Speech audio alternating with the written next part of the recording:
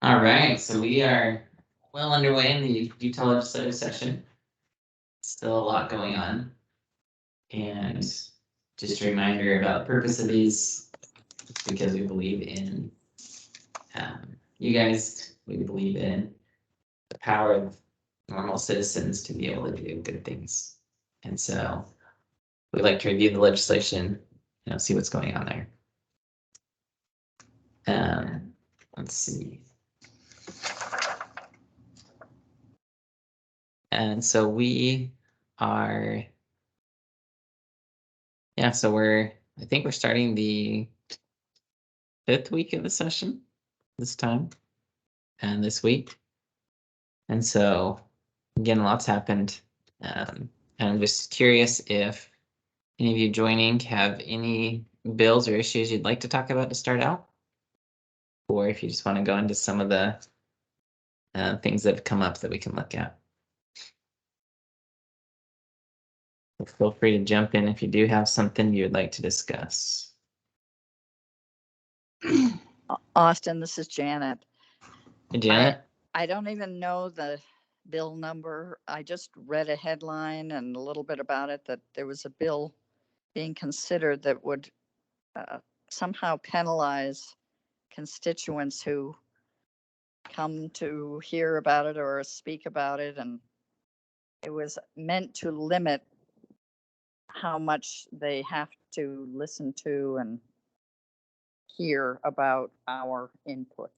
Do you know which bill that is? So there's one, it doesn't penalize people, but it does limit input.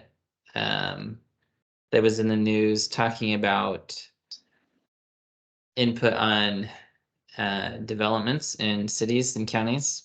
And so there is a bill where they're trying to say to strip away citizens' ability to have public comment on that. Currently, if there's a new development plan, if Daybreak wants to put in a new community, there's a number of hearings, a number of public hearings, a number of options for people and citizens to weigh in on that. And the Utah legislature right now is saying that if we just let the development market run its course, let the real estate developers do their thing and get government out of the way, that it will solve the housing shortage we have here. And so their proposal is to say, when a developer proposes a big development like Daybreak, citizens get one shot, one meeting to participate, discuss it, and then after that, that's it. They don't get to come back for anything else, even if the development takes 10, 20, 30 years. And so that is a bill. That one is, if I can see which number that is. That's SB 174, if you want to look at that. Okay. And so that one was in the news. I don't know if there's another one that they brought up, because I certainly still haven't seen all the bills. There's too many to see every one of them. Yeah. But that one, SB 174, is of concern to me personally. I don't think we should be removing citizens' voices. I think that's a good thing if there's some checks and balances on the real estate development process. I don't love it when developers just get to do whatever they want because they maximize the dollar and they could care less about water. They could care less about a lot of things. And so to me, it's an important check and balance to have in place. Yeah. I wondered if anyone, I wondered if that would actually get through. It's one of those that could kind of sneak through, Yeah, so it's one that, they were, I think the sponsor is pretty proud of. He was definitely speaking about it quite proudly in the news. Let me see where it's at currently. So it looks like it did make it out of the Senate committee. And today it was circled in the Senate. So it was up for vote, but they didn't vote on it. They circled it. They usually do that to try and resolve a concern or two to see where they get with things. But it could be uncircled and voted on at any time in the Senate. Then it has to go to the House. But the Utah legislature has a lot of developers in it. It's very Yes, developer heavy. yes.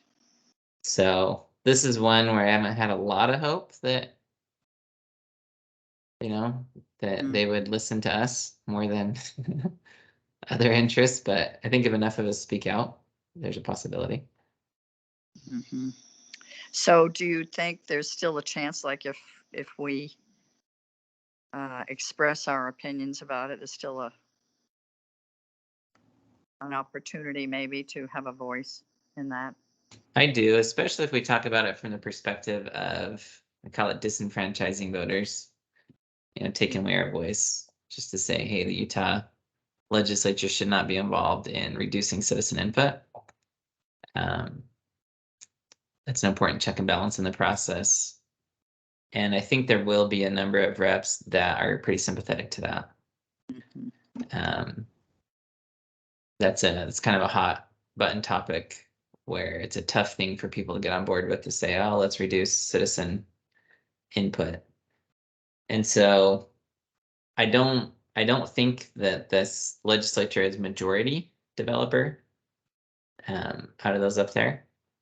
And so I certainly think if we appeal to enough people that there's potential that they don't do it. Because again, and if we combine that with also the factor about just saying, look, you can't fast track these developments when we have water issues.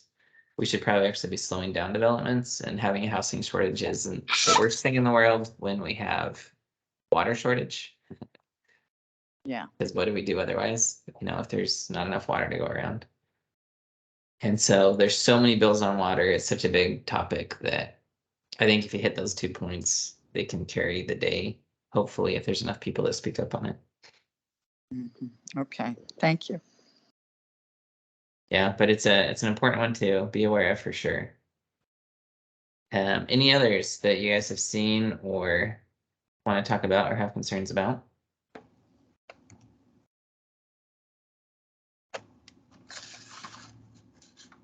What about HB 239 on mining medical records?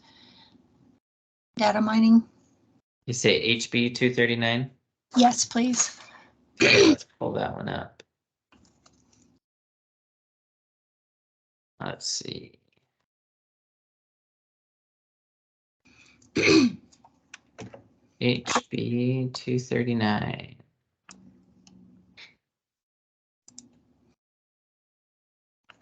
All right, medical record access amendments.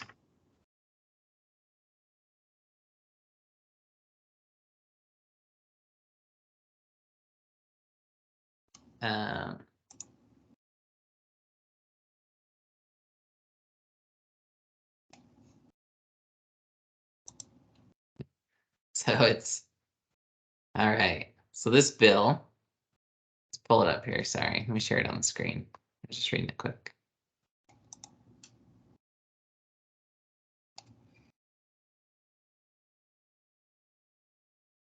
So this bill says that it requires hospital systems to collectively, everyone together, select a method that allows them to access patient information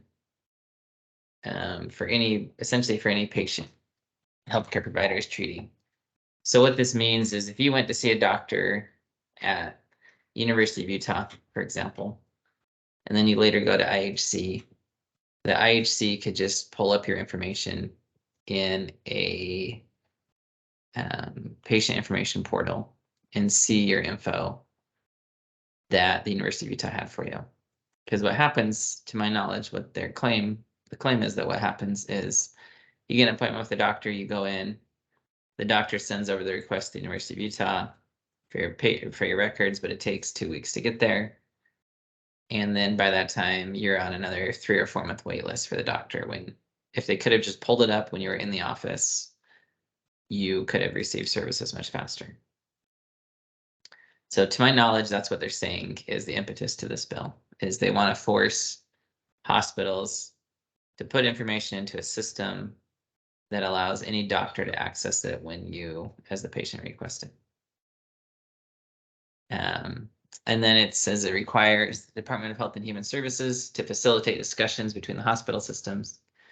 Because again, we don't the hospital systems don't necessarily love each other. They certainly treat each other like a business. They don't like to help each other.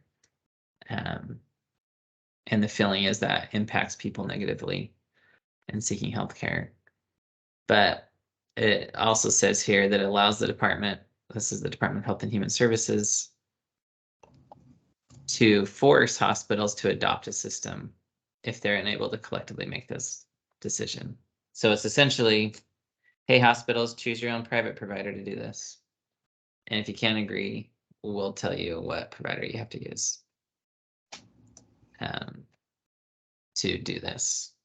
So at the outset, what are your thoughts on that type of system?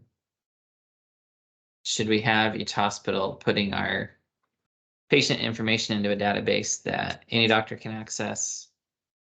Is it a good thing that there are competing interests in healthcare that don't share your information super quickly? Is that a bad thing? What are your thoughts on that with where our society's at? Well, I personally don't like it. You know, I don't want anybody having access, everybody and anybody having access. I just wonder how this goes against the HIPAA law, because I'm not giving consent unless I have to sign something when I go in the office. I mean, that's where my confusion on this bill comes in. I just don't think it's a good idea to have it all on one place for anybody to access. Okay, so you have concerns for it. And I guess looking at this too, this is interesting. To make this happen, they're proposing to allocate $1.5 million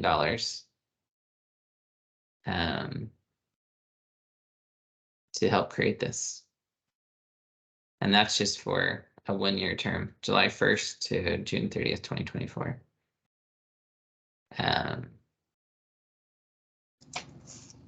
But it's a good question on HIPAA.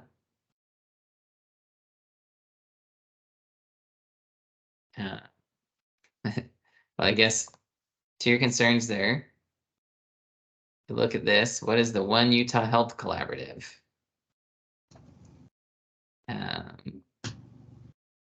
Let's see, does it define One Utah Health Collaborative here?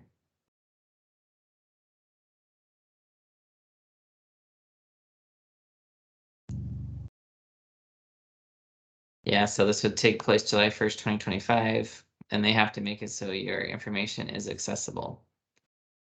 Now, I don't know HIPAA well enough,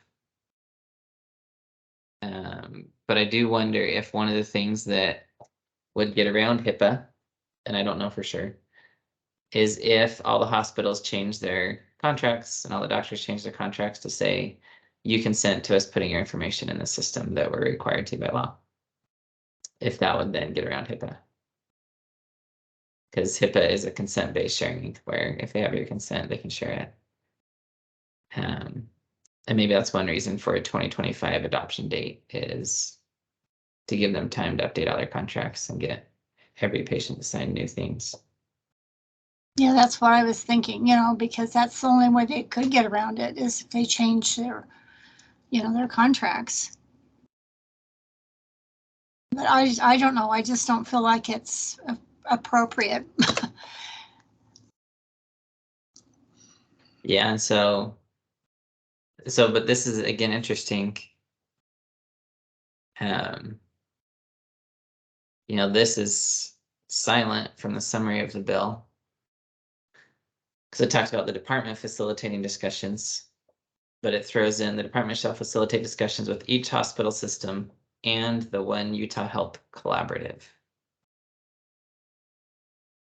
And so, to your point, it's kind of like, wait, what's really happening right now? And again, I don't even know what the One Utah Health Collaborative is. Never heard of it before. But we could probably find something about it if we Google it. But yeah, but looking at this saying,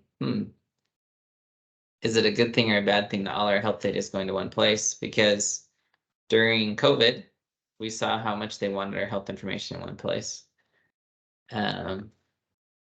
Specifically, things like contact tracing, they would Google, just voluntarily shared our location data with the government. They entered a partnership with Utah. And I actually still have a screenshot from my phone for when it popped up. And it said something about they were proud of it for a time, but it said something about how my information was being shared to help fight the spread of, help fight the spread of COVID or something. And I was going, wow, this is, now Google just, and I even had location data turned off on my phone, I've always had location data turned off and things, don't love that. And they were still saying, yep, we're using your stuff to help. And so yes, on the side of, can this give grounds to create access to info that could be dangerous or hurtful to us? I think the answer would be yes. Our health data is pretty valuable.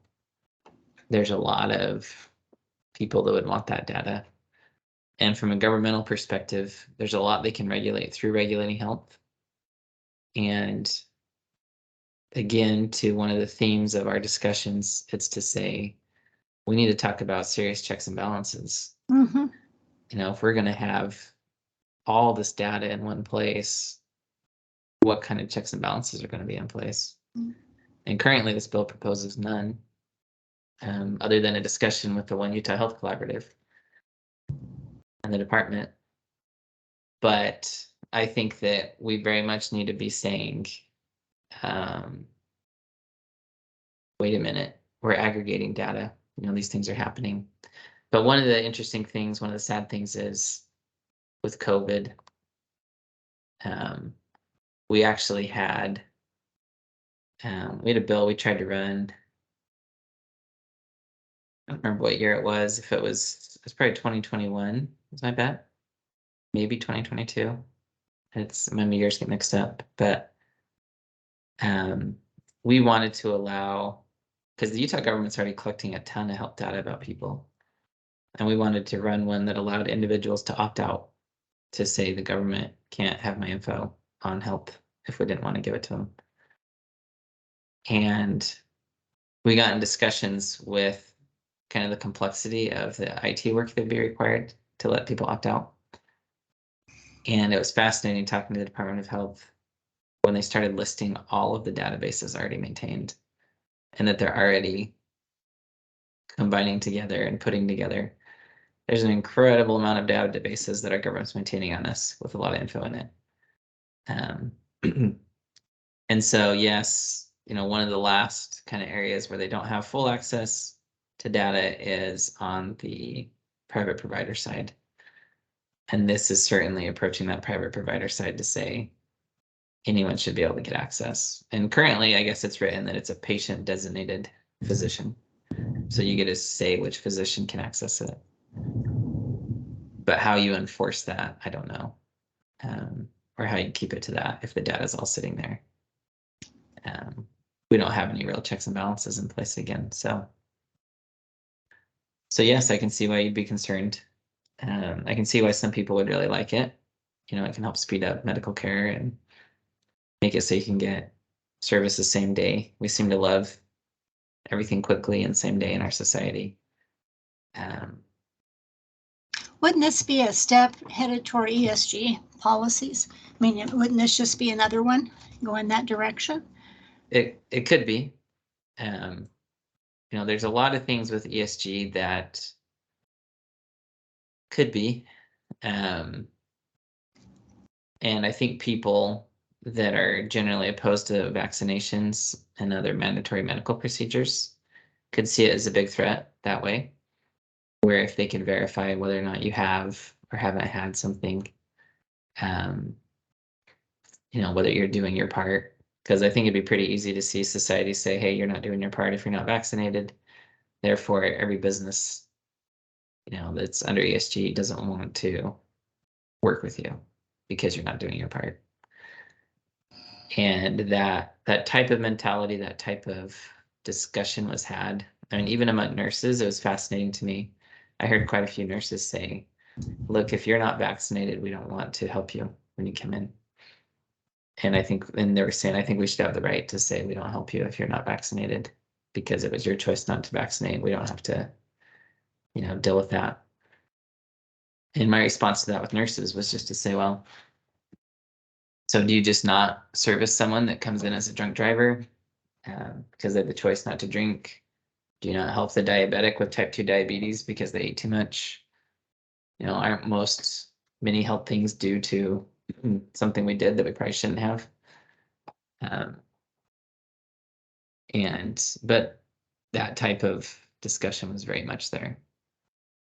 But Don, you have your electronic hand raised there. I just wanted to ask you, Austin, maybe I don't understand the HIPAA laws well enough. What really am I guaranteed? I mean, to me, it does sound really great when I don't have to make a special trip into a doctor's office and wait and have the record sent and, but maybe you're saying that I don't really have control at this point, that somebody could step in and do something, but I mean, does the law still keep it, undercover? One thing I was really confused about, years ago, I took my teenage daughter in to the doctor, and it was like for a sprained foot or something. And the doctor's office told me later that I hadn't paid my bill. But I had her in there a couple of times, and so I said, well, what was she being treated for? They would not tell me. They want me to pay the bill. They said that I could not be seen until I paid the bill. They wouldn't even tell me what she was treated for. I guess she wasn't of age or something. Did she have rights? I mean, what does HIPAA? I just want to know what's already in place, if you could help me out. Yeah, again, HIPAA is kind of a nebulous big federal law. So there's no one way to describe it perfectly in a short time, but generally what HIPAA controls is that they don't, the general theory of the HIPAA is your health data stays private unless you consent to it being shared. And so a hospital is not supposed to share your health data, or a doctor is not supposed to share your health data without your consent. And there are times that doctors' offices and hospitals have taken it to the extreme of saying, we can't talk to a spouse. I've had spouses come to me and say, they won't tell me about my spouse or my children. And there are other doctors' offices and hospitals that will share spouse or child information. But specifically on the data privacy side, the issue that came up in society was I think HIPAA started surfacing when there was things like AIDS, because it was such a, it didn't used to be a social stigma to be sick necessarily.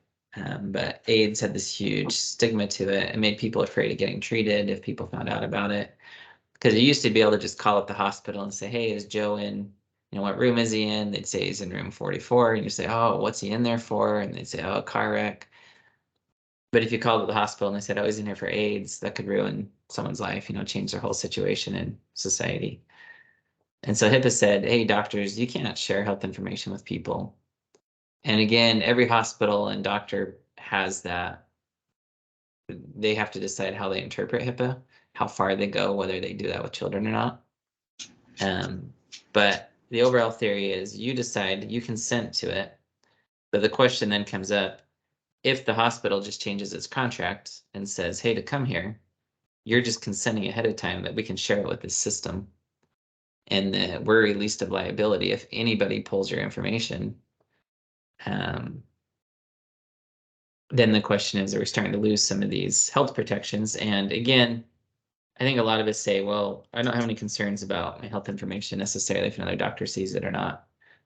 But it goes back to the question of, what if something comes out, some treatment or option that they want you to do? So another example with, pulling away from COVID vaccinations, and surely we'll get to in just a minute, is the HPV vaccination that they give for cervical cancer. So it's a sexually transmitted form of cervical cancer. And they have a vaccination for it. They say, but the vaccination has an incredibly low effective rate. It's very low. I think it's in the single digits or the low teens about its effective rate. And Texas came out with a policy that mandated for a time, it was an executive order signed by their governor, that mandated that every teenage girl in Texas receive the HPV vaccine. And they had an intense number of injuries from it. You know, girls that are paralyzed or other things for life as a result of getting this vaccination. And there's many girls that know very well they're not going to be sexually active. They don't need vaccinations for sexually transmitted diseases, but it was mandated by the governor of Texas for a time. And so if you're living in that situation and there's a law that says you have to have this vaccination and you go into the doctor's office and you sign a consent that whatever doctor you go to can pull your medical records, and then they go and say, oh, we can't treat your broken bone until you get your HPV vaccination. It starts to present this crazy conundrum of just help me out. You know, you're not here to enforce the law. You're not here to be my social policy or anything. You're here just to help me out. I broke my leg. Don't mandate that I get the HPV vaccination just to have this.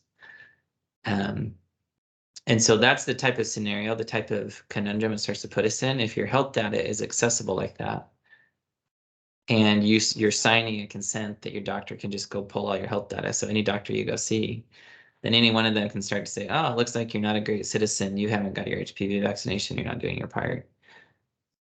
So I don't want to treat you. And it starts to create this scenario where these things might happen. And again, it's to say, we've seen the discussion among nurses. I've seen a lot of nurses that I've talked to one-on-one, face-to-face, say, I don't want to treat people that don't have the vaccination. It's not my problem. And I just say, well, what about drinking and driving? You know, if you have a moral opposition to drinking or you have a moral opposition to drugs and the doctor says, well, I'm going to check your file and it turns out you were on drugs at some point, and they say, oh, I'm not going to help you. And again, it might sound a little crazy, but these things have surfaced and these discussions are happening. And so the question is, how do we check and balance that? So Shirley? Oh, well, you addressed part of what I was going to say, but the other part is that all of my doctors, whenever I go in, I have to give a consent form who I will allow to have my information. So you know, like I always put down my husband and my daughter. So if they ever take me anyplace, you know, they can get access to my records, or if they call, they can. I don't know if all doctors do that, but when she said that they wouldn't let her, you know, in because she hasn't paid her bill for her daughter, I don't know if that's something that her doctor does or not, but I just know that a couple of years ago, I started reading thoroughly everything that I was signing because of everything that was going on. And when COVID started, I noticed that that's what had started happening with my doctors. So I don't know, just some information I thought I would share. Yeah, and the problem is the conundrum that she found herself in is that it was her minor daughter. And under the law, a minor doesn't have the power to consent contractually to anything. And so the minor has no ability under the law to designate who can receive their health information and who can't, because they can't effectively sign a legal form. And so in general, parents are considered to have access to those things, but that's been challenged as well. So we talked a little bit about AIDS, but with reproductive rights, with birth control, with abortion, there's been a lot of things about saying, well, the minor needs to be able to consent to an abortion without their parents being involved because it's not the parent's decision. And, you know, because there's certainly situations where it could go both ways, where parents could want there to be an abortion and the daughter not want it, or where the parents don't want an abortion, but the daughter does. And so the issues that, you know, for a large part were adult issues for a long time have really come to this head of saying, teenagers saying, I want to control the health data that is shared with my parents because I don't want them to know everything. They won't agree with it all. And so, yes, so we are running into situations more and more where even for minor children, parents can't get all the information. And then again, we have the conundrum of But how does a minor child consent to give their parents the information? Because they can't legally consent. But then they're choosing abortions or choosing birth control. So a lot of tough issues with this type of bill. Curious if there's any other thoughts or questions on this type of bill here. To say. I just wanted to comment, maybe it's a little bit off, but especially when I have to pay for it. It was the doctor's office problem. It had been paid for, but they're making me responsible. I can't receive health care when I haven't supposedly paid for one visit of my teenage daughter, my minor daughter, to their office. Yeah, it was all crazy. It is, and that's one of the conundrums again that the law creates, because the law makes you liable for your child's medical care, but the law is also starting to say you can't consent to your child's medical care. They get to choose that, but you're on the hook for it, and it produces a very strange conundrum of some of these situations. And I have people that come to me and say, hey, I'm trying to pay off mom's medical bills, she passed away. The hospital won't even tell them how much is owed, so they can't even write them a check because they say that's protected health information. And they just literally have to sit there and wait for a bill to show up in the mail to mom's old address. And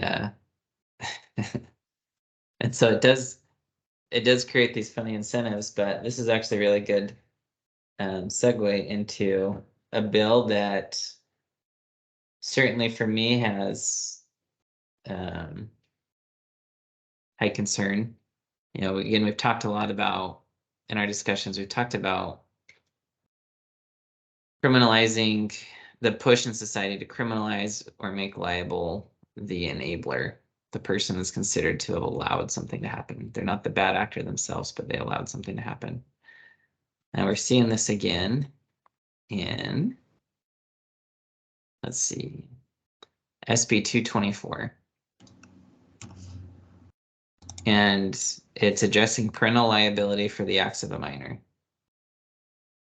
So on one hand, we're being told, hey, parents, you have no say in if your child has an abortion or if your child gets birth control, but you still have to pay for it if they do. To then saying that if your minor child goes out and destroys property or makes a threat of terrorism, you can be liable. And a threat of terrorism, under the law, I think a threat of terrorism, let's see if it defines it here.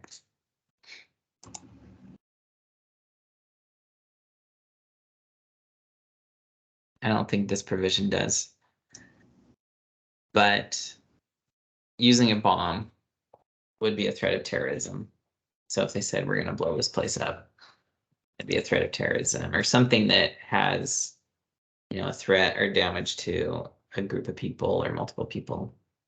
So mass shootings, school shootings, things like that would all be threats of terrorism. And so they're proposing that if your child goes to school and says, I'm going to blow this place up, and they lock down the school and all the police come out and all these things happen, they're saying that you as a parent are liable for the costs and damages sustained.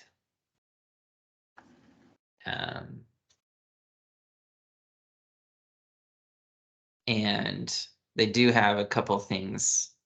So I guess first, when you're liable for the costs and damages sustained, one big glaring omission from this law is sustained by who? Is this the school that's responding to it? The cost for the police officers and the cost to lock the place down and open it back up? Is it the damages sustained by all the people, all the kids that now need counseling for 2 years? Sustained by who? It doesn't say, so that leaves that wide open, which is, if your kids threaten to blow up a school, then as a parent, are you now on the hook for counseling for all those kids, the 2,000 kids at the high school? I don't know. But it does go into then say you're not liable for the costs and damages So the first presumption is you're liable. And then the second is you now have to prove your innocence, essentially, to not be liable. So you have to prove that you made a reasonable effort to supervise and direct the minor. So again, if your kid goes to school and says, I'm going to blow this place up and then lock it down, what does it mean that you made a reasonable effort to supervise and direct them? Does that mean you taught them that bombs were bad? Does that mean that you were taking them to a counselor if you saw that they tortured bugs? You know, like, I don't know. Attorneys would just make mincemeat out of that and just make it parents' lives horrible, trying to prove that, yeah, I made a reasonable effort to supervise and direct. Or they say, if the parent made a reasonable effort to restrain the minor, if the parent or guardian knew in advance of the minor's intent to commit a threat of terrorism. So if your kid says, I'm going to go blow up the school, as a parent now, you have to take steps to, restrain that, even if you honestly felt they were just upset or talking crazy or whatever. It's not just that you have to talk to them about it. You now have to make an effort to restrain them, which would mean calling the cops on your own kid for anything that might be considered a threat of terrorism. And so it's a very increased duty that they're imposing on parents. And I think it's come in light of, there were two situations. The first was in Michigan. There was a school shooter that went and he took a gun that his parents had bought. I think they bought it for his, I don't know, his birthday or some kind of gift for him. And he took that gun to school and shot a bunch of people with it. The school actually had concerns about the student, and so they called the parents in for a meeting. And the parents went to the school. They met in the principal's office with the student and the principal and the two parents. And the principal said, we want you to take him home today. And the parents said, we can't, we both work. So we just got to leave him here. We don't have anything else to do with him. And there was a gun in the student's backpack that the principal didn't catch and the parents didn't catch. And he shot at the school that day when the parents, so the principal had asked him to take him home because they had concerns. The parents said no. And now both parents are sitting in jail. They haven't been able to post bail. And they've been in jail the whole time awaiting a trial on whether they are criminally liable for the student's actions of shooting up the school. And again, it's a super sad situation. And it's one where we can look at it and say, oh, they should have taken the kids home or the kid home. They had some warnings at home that the kid had some violent tendencies. But I look at it and there's a lot of parents that face situations where they have a child that has some violent tendencies and they're trying their best to figure out how to live life, how to keep the kids integrated in society. And it's rare that you expect your kid to go from being an angry teenager to doing something. And again, if we're going to put this kind of burden on parents, we've talked some about the mental impact it has if you're trying to raise kids, how parents become helicopter parents. They become so afraid to let their kids out of their control because, well, shoot, what if we get put in jail? And I guess the second situation was the one where the 6-year-old brought a gun to school and shot the first grade teacher in Virginia. There was some neglect of the parent in that one that the news has called out, or at least alleged. I don't know all the facts. But both of those are situations where, yes, it's really sad. There's issues. But just because my kid's 17 and makes a violent threat means I'm liable as compared to when they're 18 and makes a violent threat. I don't know. I really struggle with this one because if we start criminalizing parents, we start making them liable for what their kids do or don't do. The parent's only option is going to be, oh, kid, you made a violent, action one day. You hit your brother or your sister. We have to lock you up. We have no other choice at this point. because society's not going to be merciful on us if you do anything later. And it's taking away the ability of parents to work with kids. It's taking away the ability of kids to get a lot of help they need, I think, because that hanging over a parent's head is a very heavy hammer to have hanging there, at least from my perspective as a parent. Feels that way to me. But I'm curious if any of you have any thoughts on that.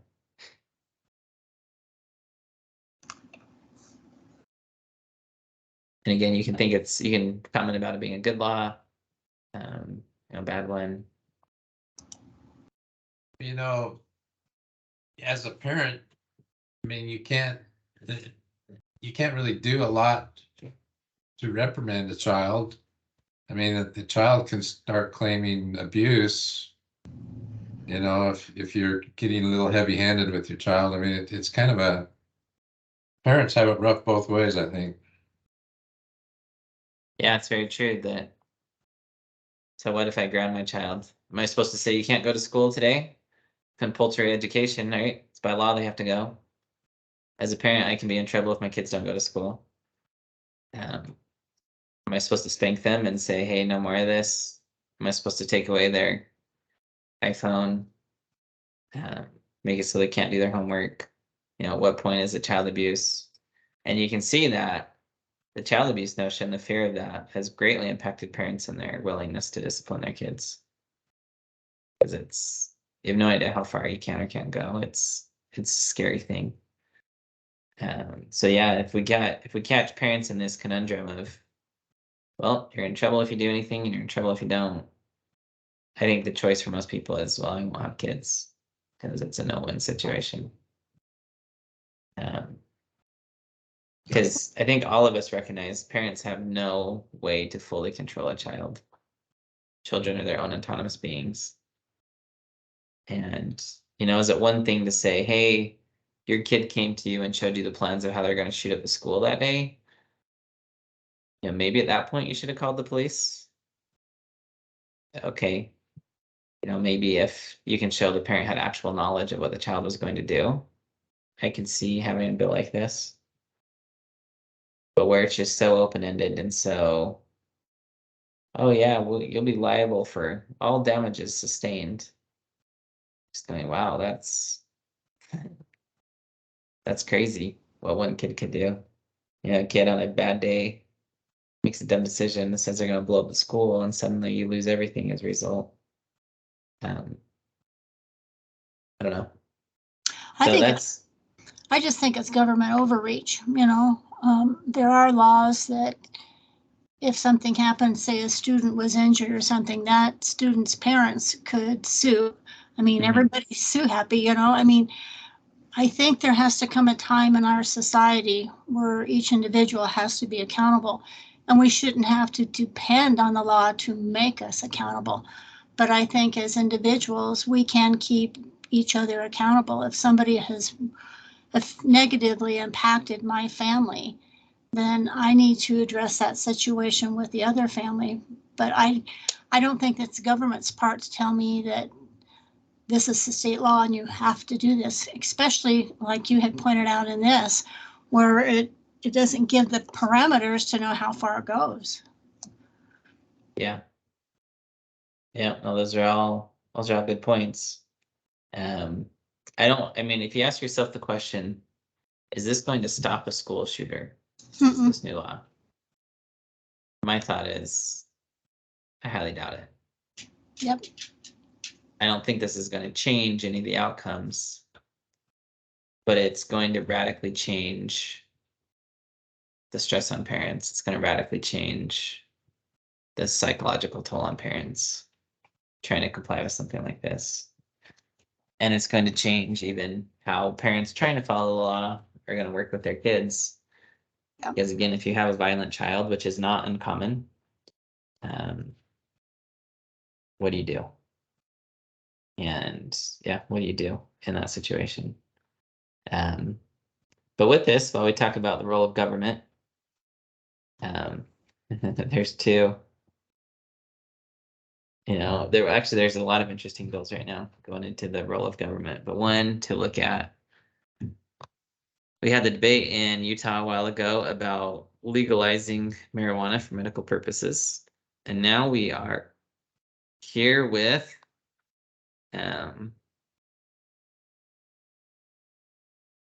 we're here with, I think they call them psychedelic mushrooms. And so we have, nature is a fascinating thing.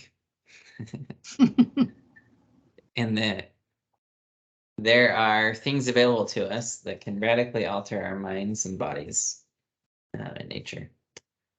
And some people believe that anything that grows organically is good for you. And I personally am of the opinion that there are some things that grow organically that are very good for you and some that are very toxic. I don't believe that uranium's great.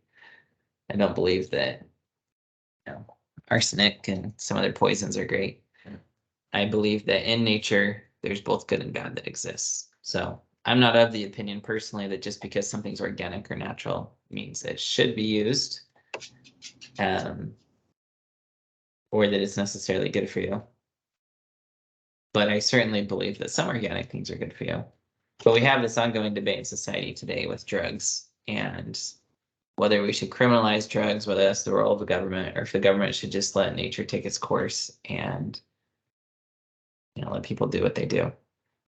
And so we have psychedelic mushrooms, which this is talking about a fungus here. So they call it here a psilocybin product. I'm probably saying that wrong, but that says this psilocybin containing fungus. So it's talking about mushrooms.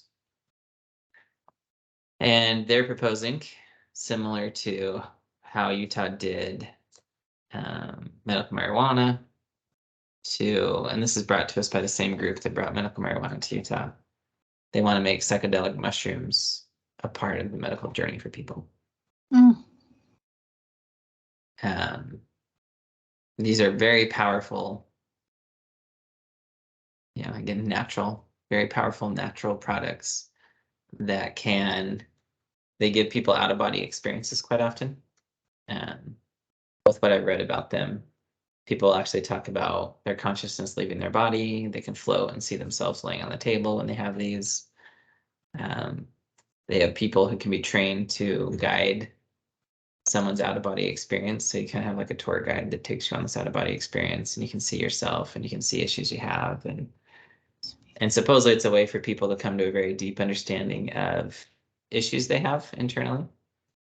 And it helps people work through a lot of depression and anxiety, is what they claim for the benefits of it. And so if you read people that have been helped by it, they have some amazing stories. But again, they're very powerful, very, very mind-altering in a lot of ways. And the question becomes, what's the proper role of government with drugs and natural organic products? Should the government ban them? Should it not? Similar to medical marijuana, these mushrooms are banned under federal law. Medical marijuana is still banned under federal law, but the federal government's kind of pulled back from enforcing these as they watch the states play out and go through things. So just curious if any of you have any immediate thoughts on things like this. On what we should do about drugs, powerful substances. Should they be allowed? Should they be regulated? Should they be banned? I personally think that should be between a physician and a patient. I think when we allow things without prescription, like medical marijuana, I guess what I'm trying to say is society as a whole seems to go off the deep end, and we need balance. So if you have if you're really needing it and you have a prescription, then it's available. But when it comes to mushrooms, I'm with you, Austin. I think it's kind of scary because that goes down a rabbit hole that is not good for our kids, especially. It's interesting, there are some countries where drugs are pretty legal. You go to the Netherlands, you can get quite a few drugs there. And technically those societies are still functioning and they're still in existence. And some people say, well, you have no right to say, what contributing member I have to be or not be of society. So if I want to just completely ruin my mind and do whatever, you can't stop me from doing that. And I think that it does present some real serious issues when we talk about role of the government, what its responsibilities are, how far it can go in our lives.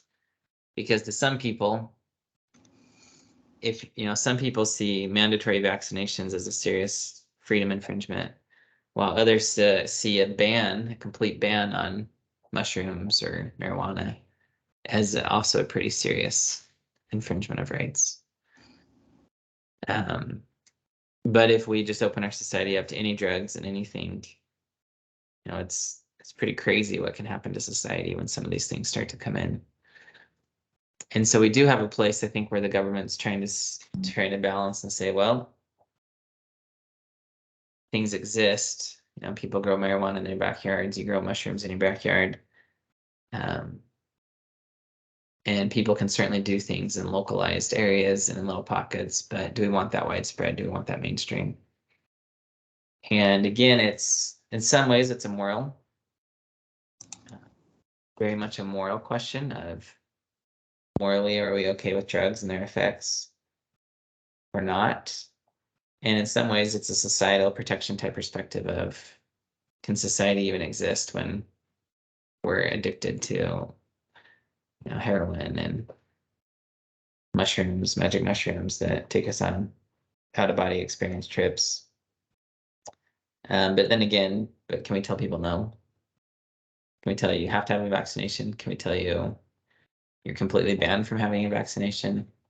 And so again, on just the side of checks and balances, I think it's going to be very hard for the government to completely ban things that are shown to have medical benefit.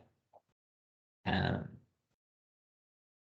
I think it's also going to be very hard to balance the interests with society, because even things like medical marijuana, you don't, at least I don't see billboards telling me to go get my ibuprofen or whatever, but I see the medical marijuana billboards and say, go get your card. And, there's a lot of money behind it.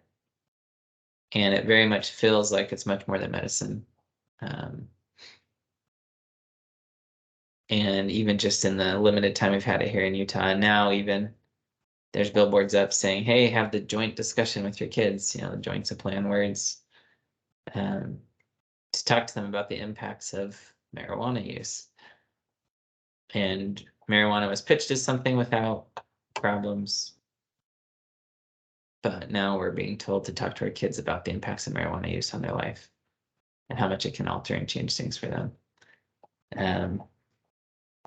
But again, I personally feel it's proper for the government to take some moral stance.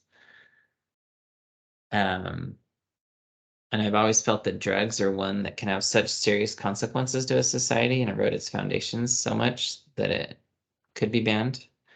I actually personally feel the same about things like pornography, where I believe the government has a proper interest in restricting or banning pornography, the public distribution of it. But that's something that a lot of people don't agree with me on. A lot of people say it's a First Amendment right, with pornography and things. And that's one that I think as a society, we're going to see the impacts rolling forward for quite some time. I think we're going to see some very serious ills that come into our society as a result of pornography. And I feel that every time we legalize some new drug, or something that we know is harmful, we know does weird things, we know can be abused significantly, that if there's not very stringent checks and balances on it, we're potentially going down a bad path. That's my personal concern. But again, it's one a lot of people disagree with me on, and I respect that. But psychedelic mushrooms, I don't know.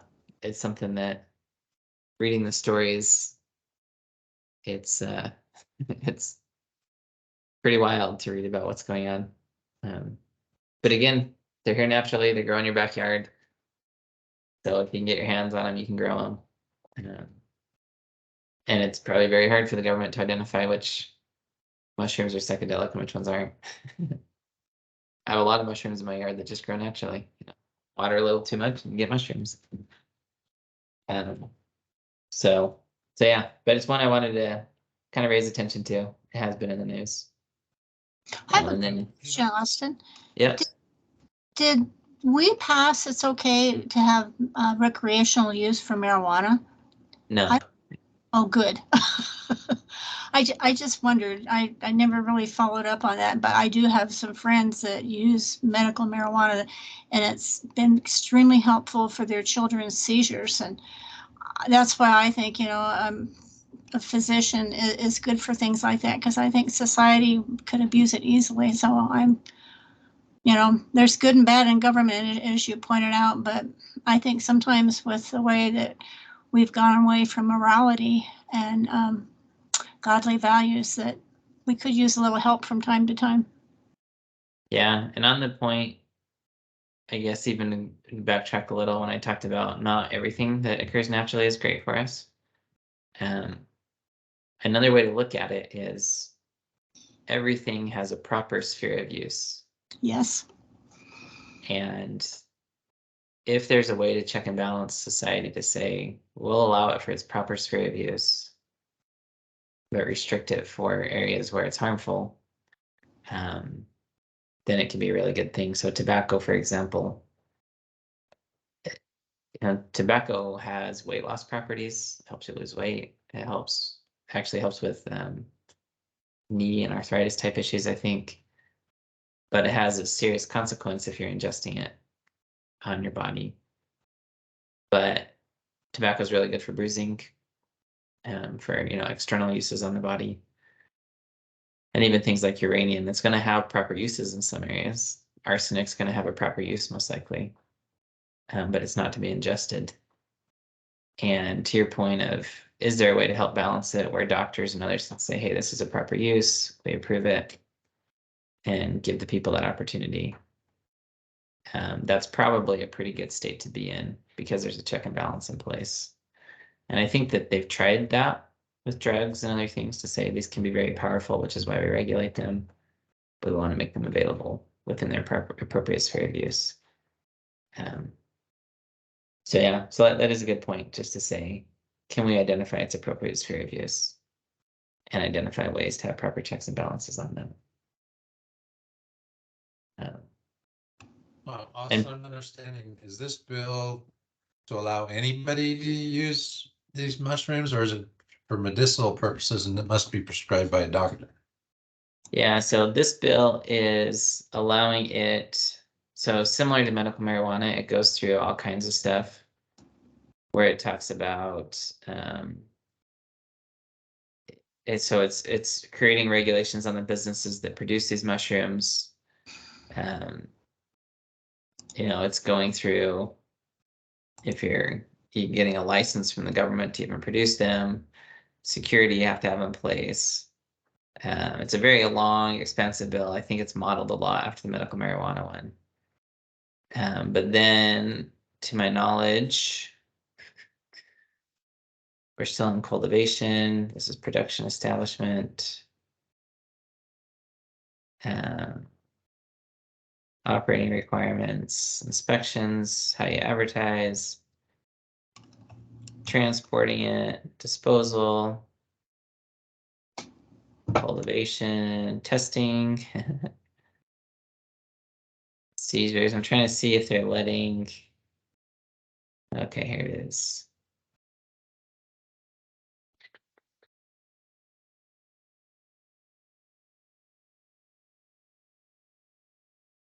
So they're gonna have a state system that tracks it. So that could be a concern for some of you on the call.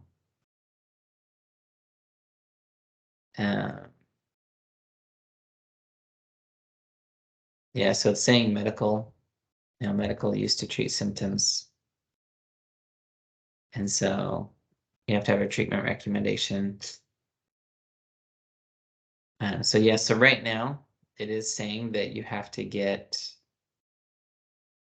some recommendation, some level of oversight from a doctor.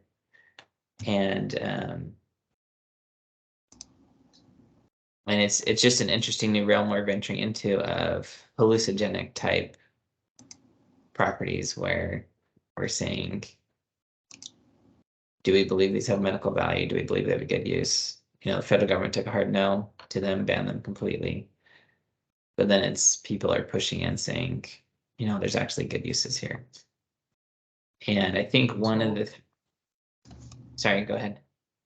I was just gonna say, is it because it's naturally grown that they can do this? I mean, any other drug, a new drug that comes out, they have to go through FDA approval and takes years of testing, and different groups of people have to test it and for all the side effects and everything. How come this can just say, yeah, let's just do it? Is there the FDA doesn't need to approve this for medical use? Yeah, so the FDA doesn't approve organic things, essentially. They're really kind of tasked with evaluating synthetic drugs and other things that they're looking at. And so natural stuff, because then this has been a big push. The herbal industry has been very opposed to federal regulation. Because they say, look, if it grows naturally, we should be able to consume it however we want. And despite that, there still have been some herbs federally banned, marijuana and other things that you can grow. But generally, the FDA is not involved in long-term studies about, if I consume basil, for example, does it have any harmful effects to me or not? The FDA is not looking at that. And so, yeah, it produces this quandary for us, because if we say to the government, yeah, go through and evaluate all of our food stuff and see if you approve of us eating it or not, then that's a whole nother level of concern that, power we're giving to the government. And so, yeah, the FDA is not aggressively looking at these things. The FDA hasn't studied marijuana and all of its impacts. They studied it enough to see that it messes with the mind, and they banned it. But again, when it comes to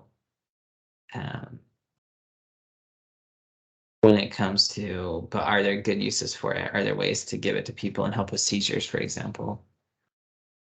The FDA doesn't know, and they haven't looked at that. And Big Pharma, one of the things about the FDA and Big Pharma is you can't patent a plant. And so anyone can grow it, anyone can do it, which creates there's a lack of a financial incentive for companies to pay for all the testing, because they only want to pay for testing if they own the rights to produce it after. So again, as a government, we're not putting a lot of funds into studying these things, and helping with these. And so, yeah, we have this funny kind of vacuum in society of a lot of studies on drugs and chemicals, but not anywhere near as many on herbs and these other things that go on. So, yeah, but some of the fun things that are up, we also have probably tomorrow night, we'll go through some of the bills pushing neutrality in schools and school safety, dealing with bullying and things. And so we'll be signing off today. Appreciate each of your comments. And if you have questions, feel free to email them to go through some of these. But think about these things. Think if you want to reach out to your reps, tell them yay or nay on any of these. And it's just good, if you pick something to reach out on each week and trying to be a little involved in the process. So appreciate each of you, and we'll plan on meeting again tomorrow. Thanks, Austin.